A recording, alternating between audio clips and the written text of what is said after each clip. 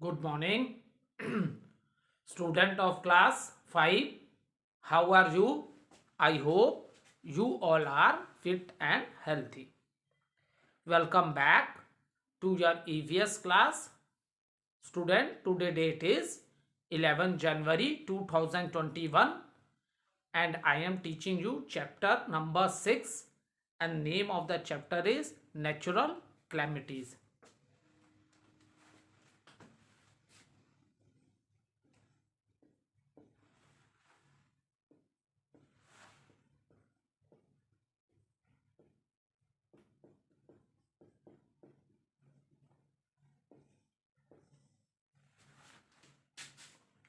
So student, let's do little recapitulation what we have done in our previous video. So student, natural calamity is an event that occurs naturally and is not in control of human. It is a sudden change in the surroundings which cause damage to human beings and their properties. And the natural calamities which I explained you in these chapters are flood, drought, earthquake and tsunami. So I have already explained you what are floods. When there is excess of or large amount of water in the river and that water overflows from the river and it submerge the surroundings, that is known as flood. Okay, after that we I explained you drought, when a particular area does not receive a rainfall for a long period of a time and there is scarcity of water due to hot weather, so we say that that area is affected by the drought. So in detail we have discussed both the topic. Today I am just doing the little recapitulation what I explained you in previous videos. After that, earthquake, the disturbance deep inside the earth's surface that causes sudden shaking of the surface is called an earthquake. And what are the reason for the earthquake? That I have already explained you in the previous video, because in the definition it is clearly given that earthquake is due to the disturbance deep inside the earth's surface that causes sudden shaking of the surface is called it earthquake. To explain this I have already discussed that how you are able to understand the earthquake. You are able to understand the earthquake when you understand the different layers of the earth. The layer on which we live, that is we are living on the surface of the earth, that layer is known as crust, जिसमें सारी दुनिया बसी हुई है. Below the crust there is a layer of a rocks and then this layer is known as mantle, and below this there is a layer which is very hot, very high temperature in this layer, and this layer is known as outer core. All the rocks and metals, we know that we extract, कहाँ से metals को निकालते हैं, from the earth. So we extract metals from the earth. So due to very high temperature all the rocks and metals are in the liquid form which we say lava. And the most another, when we are talking about the inner core, that is also having very high temperature and it is the most strongest layer. So the earthquake occur due to the inner core and outer core, because here the temperature is very high. Okay, so mantle layer is moving on the liquid, that is lava, and tectonic plates, the plates which we are on living, and this is not a single plate, there are many plates. That is the reason sometimes these plates collide and lot of energy is released at that time, and due to this the earth start shaking, surface of the earth start shaking, हिलने लगता है, कंपन से पूरी अर्थ का surface क्या हिलने लगता है. So these things we have discussed in very detail in the previous video. Today I just tell what is the reason. After that, now student, let start. And did you know it is also given, if you want to note down, you can note down from here, or you can underline it also. The longest earthquake in recorded history took place in 2004 in the Indian Ocean. It lasted for 10 minutes. और बेटा earthquake इतना ज़्यादा खतरनाक, इतना dangerous होता है कि बड़ी से बड़ी बिल्डिंग्स, ब्रिजेस, रोड्स, सारी चीज़ें टूट जाती हैं, बड़ी बड़ी बिल्डिंग टूट जाती हैं, लोग दबके भी मर जाते हैं. ठीक है. So now let discuss what step, जैसे हमने डिस्कस किया था, what precaution we should take at the time of the floods. So now here also let discuss some step to be taken at the time of earthquake. ठीक है. First is steps taken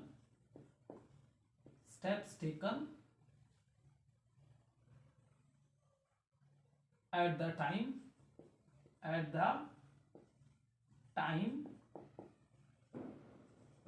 of earthquake.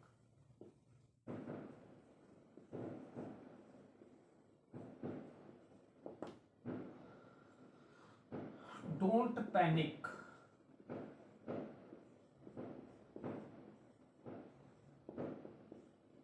Okay, so what does it mean? It means अगर ऐसी situation हो जाती है तो सबसे पहली बात है बेटा, हमें घबराना नहीं चाहिए. बहुत लोग डर जाते हैं, एकदम से घबरा जाते हैं और गलत डिसीजन ले लेते हैं. Okay, don't panic at the time of earthquake. Second, move to open areas.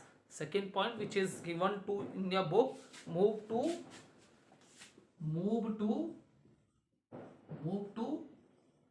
Open areas.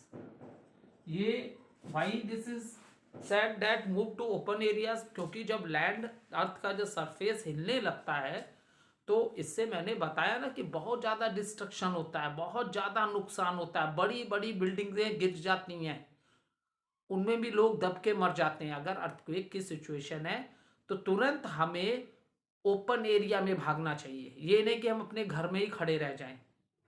ठीक है, हो सकता है घर गिर जाए और आप घर ही में हो तो हम भी उस घर में दब सकते हैं.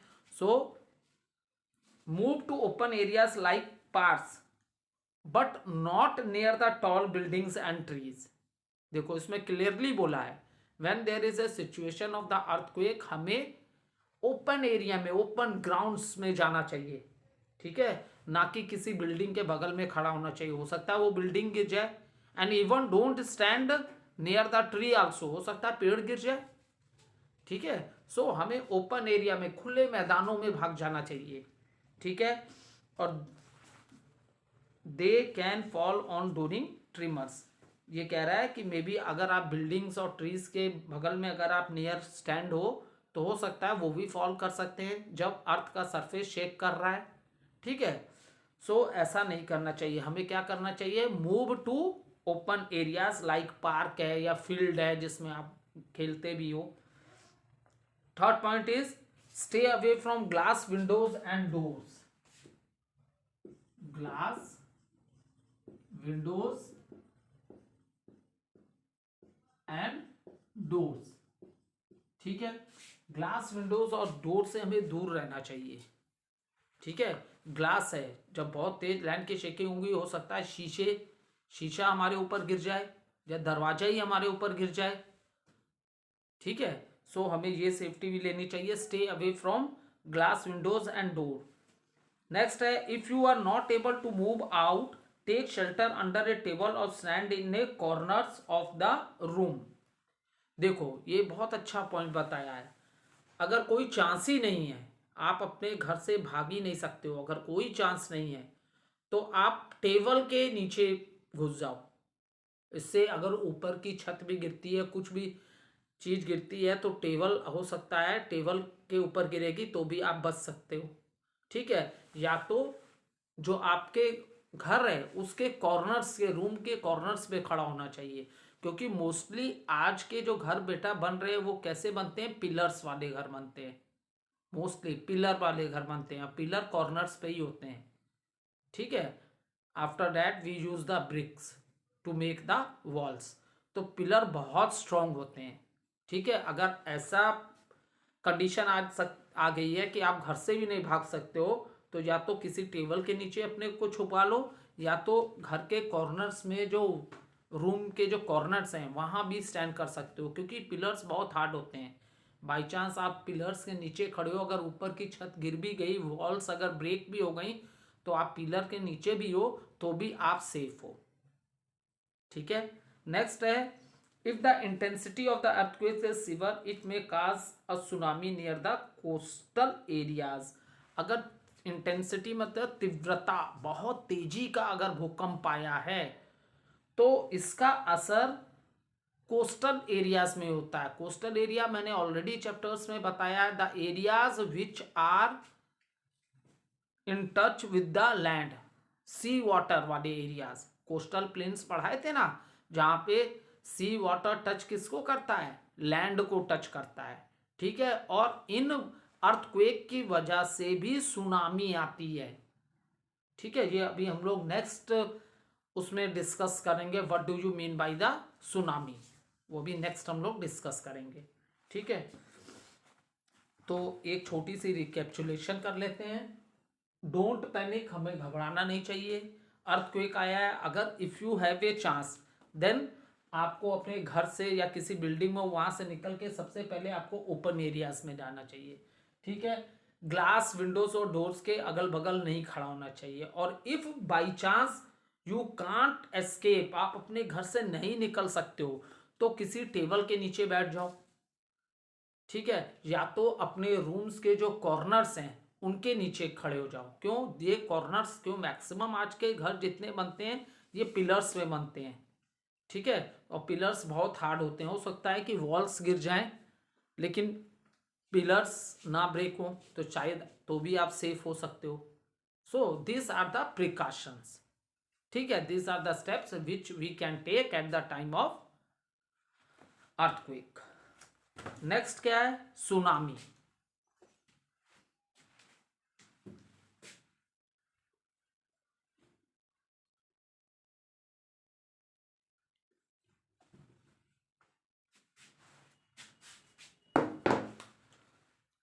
इसको सुनामी इसलिए बोलते हैं बेटा क्योंकि टी साइलेंट है.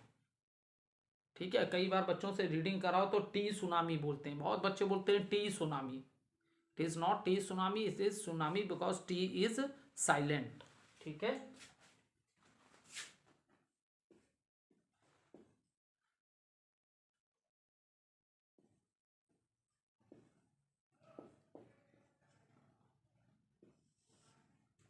अब देखो सुनामीज क्या है.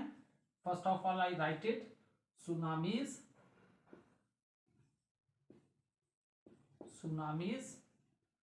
Are high waves. Tsunami are high waves caused waves caused by sudden movement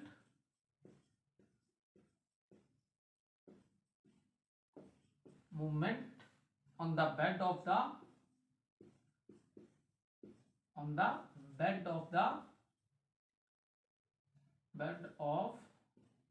the ocean.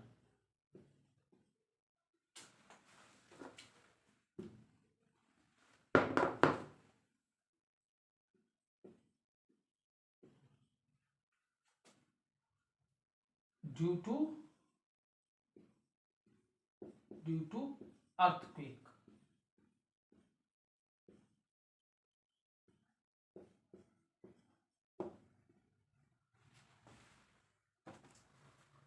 देखो, सुनामी कहाँ आती है बेटा? ओशंस में आती हैं, ठीक है, समुद्र में आती हैं, ओशन में, या समुद्र होते हैं या महासागर हैं।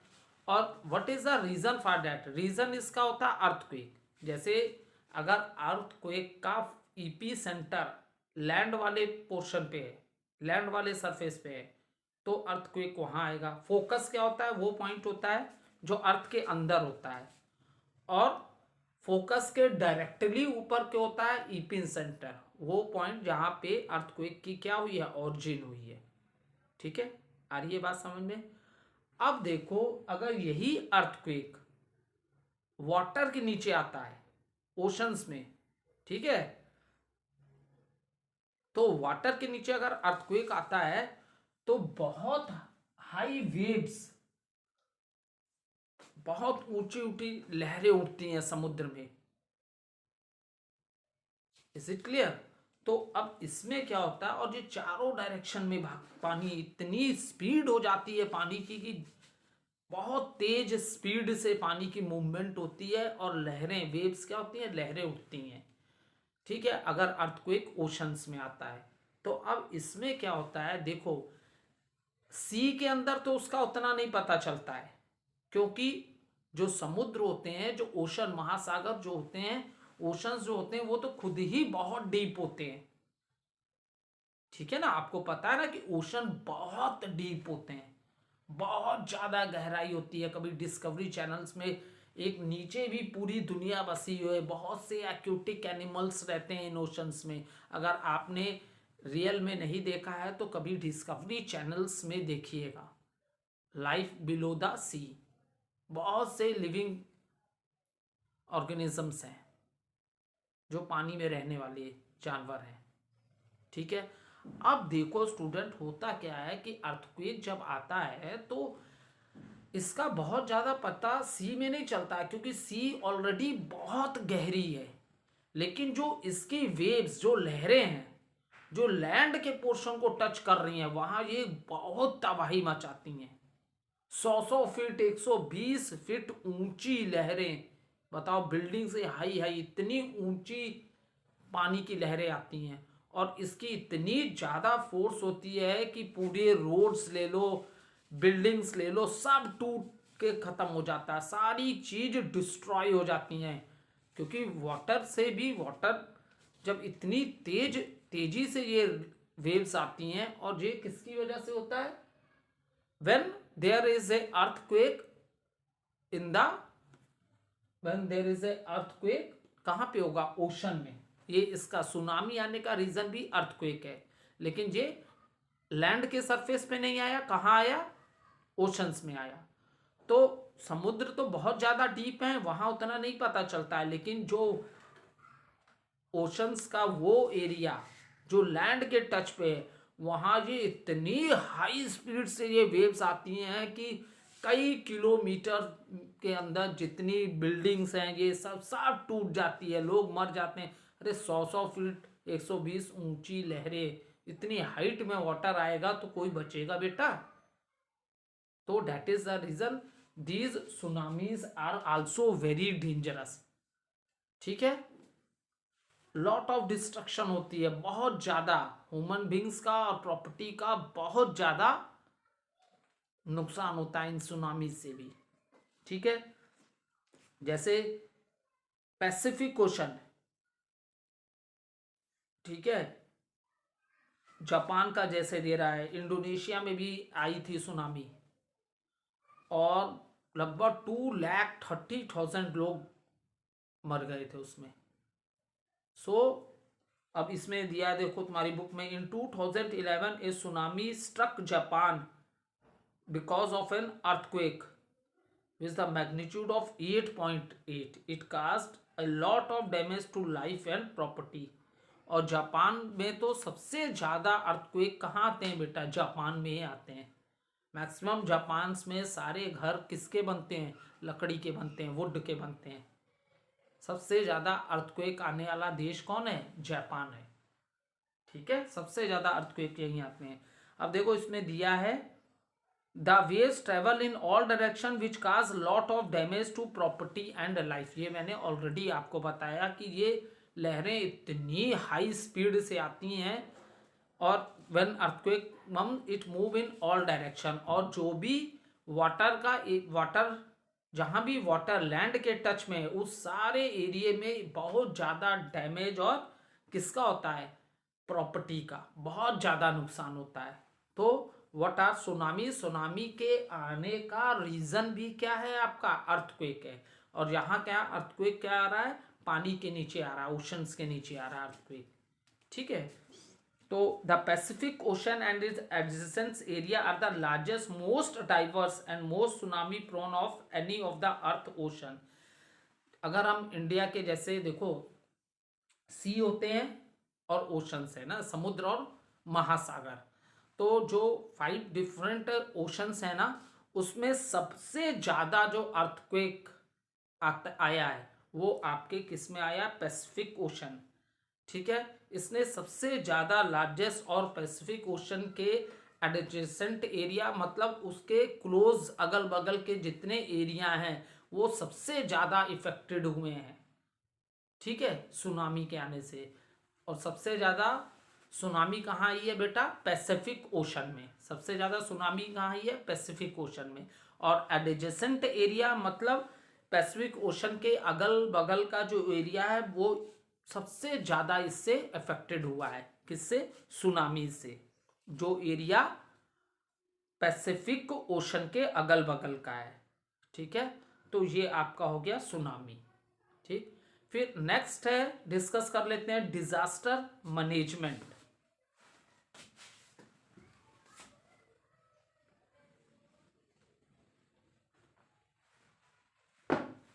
Disaster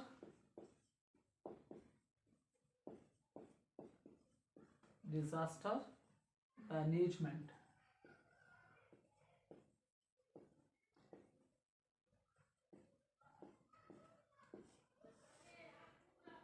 so these are the organisation. अब नेचुरल डिजास्टर को तो हमने डिस्कस कर लिया, अब डिजास्टर मैनेजमेंट क्या है? ये what is the role of these disaster management? They make the first and the foremost thing that the government need to do is to create awareness among citizen on how to deal with disasters. ठीक है, सबसे important चीज़ क्या है कि हर country की government की ये responsibility है कि वो अपने लोगों को अवेयर कराएं इन नेचुरल डिजास्टर से। जैसे फॉर एग्जांपल देखो, अभी नेचुरल डिजास्टर तो नहीं कह सकते, लेकिन अभी जैसे कि कोविड-19 चल रहा है। If you are opening the television, अगर आप किसी को फ़ोन भी करते हो, टेलीविज़न भी अपना देखते हो, all the time there are lot of ads related to कोविड-19 you will see on the television और सिनेमा हॉल्स और in when you are calling to anyone. तो ये क्या क्यों किया जा रहा है? ताकि लोगों को इससे अवेयर कराया जाए कि ये बीमारी कितनी खतरनाक है and what are the precautions they can follow to save them from these COVID-19। ठीक है, इसी तरह ये नेचुरल डिजास्टर हैं तो इसके प्रति लोगों को क्या कराना है? अवेयर कराना है। हर कंट्री की गवर्नमेंट का ये काम है। ठीक है, every citizen must be given training on how to act in this situations. ठीक है, सारे सिटीजन्स को ये ट्रेनिंग देनी चाहिए कि इस तरह के नेचुरल डिजास्टर जो कि हमारे कंट्रोल में नहीं है, अगर बाई चांस ऐसा हो जाता है तो हम क्या करेंगे। what are the precaution we take to save our life. Next है, in the event of a disaster the local police maintain law and order. ठीक है, कह रहा है कोई भी डिजास्टर का ऐसा हो जाता है तो एरिया में लॉ मेंटेन करने का काम कौन करता है, आपकी पुलिस करती है, लोकल पुलिस करती है, maintain law and order. For example अगर कोविड-19 में देखो, स्टार्टिंग में जब बिल्कुल सब कुछ बंद कर दिया गया था, लोग घरों से नहीं निकलने दे रहे थे, सो who is maintaining the law and order, कौन मेंटेन कर रहा है, पुलिस, लोकल पुलिस ही मेंटेन कर रही है। In the same manner local police he maintain कर रही है ना, किसी को भी बिना मास्क के नहीं जा सकते हो। पहले तो, अब तो खैर बहुत कुछ ओपन हो गया, but when it is a time, पूरा शेड्यूल था, उस समय लोग मार्केट नहीं ज़्यादा जा सकते थे, टाइम टू टाइम शॉप्स खुला करती थी। इन द मंथ ऑफ, जब हम लोग बात करें फरवरी मंथ के, फरवरी मार्च अप्रैल मई, at that time, so who is maintaining law at that time, local police. ठीक है, इसी तरह नेचुरल डिजास्टर के समय कुछ भी हो जाता है तो लॉ को कौन मेंटेन करता है, लोकल पुलिस। देखो उसका रीज़न क्या होता है, देखो बहुत से घर टूट गए, बिल्डिंगें टूट गई, लोग उसमें मर गए, लेकिन उनकी प्रॉपर्टी तो वहीं होती है ना। ठीक है, अगर लोकल पुलिस लॉ ना मेंटेन करे तो जो लोग हैं, हो सकता है कुछ लोग जिंदा भी हों और ऐसे बदमाश लोग उनको मार के उनका सामान लेके चले जाए। तो ऐसे समय में लोकल पुलिस ही लॉ मेंटेन करती है उस एरिया में जहां ऐसा नेचुरल डिजास्टर हो। Even army helps to clear the roads and in setting of a camps, relief camps victims के लिए बनाए जाते हैं। विक्टिम्स मतलब वो लोग जो सफ़र कर रहे हैं इन डिजास्टर के कारण, तो ऐसे लोगों के लिए विक्टिम कैंप्स भी बनाए जाते हैं। और ऐसे डिजास्टर आ सकते हैं तो बहुत से, मैंने क्या कहा, बड़ी बड़ी बिल्डिंग्स गिर जाती हैं, उनका मलबा हो जाता है, इलेक्ट्रिक पोल्स गिर जाते हैं, हो सकता है कहीं ब्रिजेस गिर गए, बहुत से ट्री गिर गए। So even at that situation army people also help to clear the road and they also help to setting up a camps for the victims, मतलब जो लोग इसके वजह से सफर हुए उन लोग के लिए कैंप्स भी।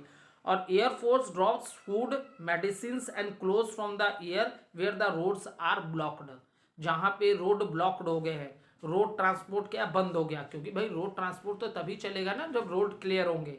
ठीक है, तो वहाँ पे लोग हैं, अब वो भूख से तो मर जाएंगे, तो उनके लिए मेडिसिन है, फूड है, क्लोथ है, ये सब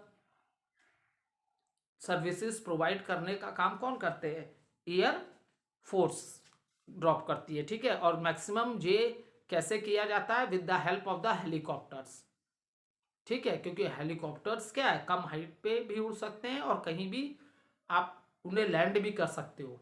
ठीक है, एरोप्लेन्स में ऐसा नहीं है, दे नीड ए रनवे, और हेलीकॉप्टर की तरह वो कहीं भी स्टे नहीं कर सकते। ठीक है, सो at that time there are many national and international organizations which help the people at the time of a disaster। और देखो कुछ नेशनल मतलब हमारी कंट्री में, और इंटरनेशनल ऑर्गेनाइजेशंस भी बनी हैं जो लोगों की हेल्प करते हैं। अगर मान लो जैसे नेपाल में अभी नेचुरल डिजास्टर अर्थक्वेक आया था 5-6 साल पहले, बहुत ज़्यादा डिस्ट्रक्शन, तबाही मची थी उस के अर्थक्वेक से नेपाल में। इवन नेपाल में अर्थक्वेक आया था, उसकी वजह से इंडिया के भी कुछ पार्ट्स में आपने हलचल देखी on the surface of the earth, but उसका जो ईपी सेंटर था वो नेपाल में था, इसलिए सबसे ज़्यादा डिस्ट्रक्शन, जो डैमेज प्रॉपर्टी और ह्यूमन बींग्स जो मरे, वो सबसे ज़्यादा कहाँ हुआ, नेपाल में। तो देखो इंटरनेशनल ऑर्गेनाइजेशंस भी होती हैं। फॉर एग्जांपल नेपाल में जब अर्थक्वेक आया, इतना ज़्यादा डैमेज हुआ, प्रॉपर्टी का हुआ, सो अदर कंट्रीज, इन संस्थाओं ने नेपाल की बहुत हेल्प की, उनको फूड प्रोवाइड किया, मेडिसिन प्रोवाइड की, उनकी बिल्डिंग सारे जो थी, मतलब बहुत कंट्रीज ने नेपाल की उस समय वहाँ के लोगों की हेल्प की। ठीक है, तो यही सब काम होता है। There are many national international organisation which help the people at the time of disaster, like red cross society है, ये कब वर्क करती है, नेचुरल डिजास्टर के समय। WHO क्या है, वर्ल्ड हेल्थ ऑर्गेनाइजेशन, जो कोविड-19 के समय देखो सब देशों की हेल्प कर रही है ना, WHO। ठीक है, और यूनिसेफ है, United Nation International children CE elementary fund, हाँ चिल्ड्रन एलिमेंट्री फंड, हाँ यही होती है इसकी full form, United Nation International children elementary fund. तो they provide help to human beings in the form of a, और ये कैसे हेल्प करते हैं, मेडिसिन प्रोवाइड कर देते हैं, फूड प्रोवाइड करते हैं, setting up A relief camp with the temporary home for the victims, जो लोग सफ़र कर रहे हैं नेचुरल डिजास्टर से तो उनके लिए ये सब हेल्प की जाती है, मेडिसिन प्रोवाइड कर देना, उनको फूड प्रोवाइड करना, उनको क्लोथ्स प्रोवाइड करना, इवन टेम्परेरी हाउसेस बना देने जिसमें वो रह सकें। Okay, so thank you student.